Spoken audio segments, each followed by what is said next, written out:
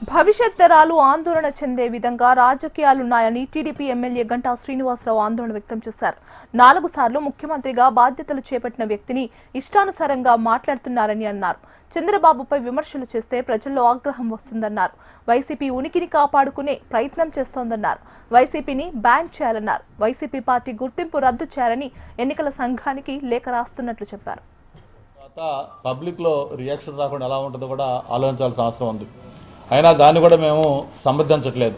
డెఫినెట్గా మా పార్టీ ఎప్పుడు కూడా ఎవరైనా అటువంటి హద్దు మీరు ఏమైనా పనులు చేస్తే వెంటనే దాన్ని ఖండిస్తారు. దాన్ని తప్పకుండా తప్పని చెప్పే సంస్కారం సంస్కృతి కూడా మాకుంది.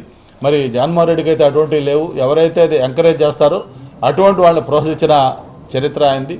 కాబట్టి దీన్ని నేను ఒకటే మీ ద్వారా మళ్ళీ తెలియజేసేది, ఏదైతే ఈ సభ్య సమాజం తలదించుకునేలాగా మాట్లాడుతున్న ఆ పార్టీ డిఎన్ఏ అనేది మనం చూస్తూ ఉన్నాం.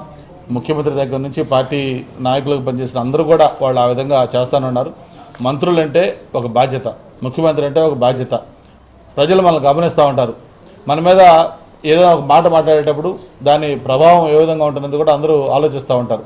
అటువంటి పొజిషన్లో ఉన్న వాళ్ళు చాలా సంస్కారయుతంగా బాధ్యతాయుతంగా ఏం మాట్లాడుతున్నాం ఏం మాట్లాడలేదు అనేది ఖచ్చితంగా గమనించుకొని మాట్లాడాల్సింది. ఆ సభ్యత మర్చిపోయి ఆ సెన్స్ లేకుండా మాట్లాడిన మాటలతోటి సొసైటీలో చాలా ప్రభావం చూపిస్తాయి. మరి ఇప్పటికైనా సరే దీని మీద ఎలక్షన్ కమిషన్ స్పందిస్తుందని చెప్పని ఆశిస్తూ ఉన్నాం.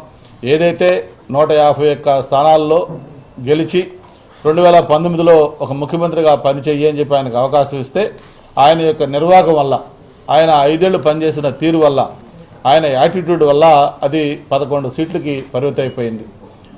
ఇదే విధంగా ఉంటే రేపు ఆ ఎలక్షన్లో ఆ 11 సీట్లలో గతంలో చెప్పేవాళ్ళం ఏదో 1 సీటు 2 సీట్లు అని, ఇంకా 1-2 సీట్లు కాదు, ఆ పార్టీ చరిత్రలో కాలగర్భంలో కలిసిపోయే పార్టీగా అవుతుందని చెప్పిన కూడా మరొకసారి తెలియజేసుకుంటూ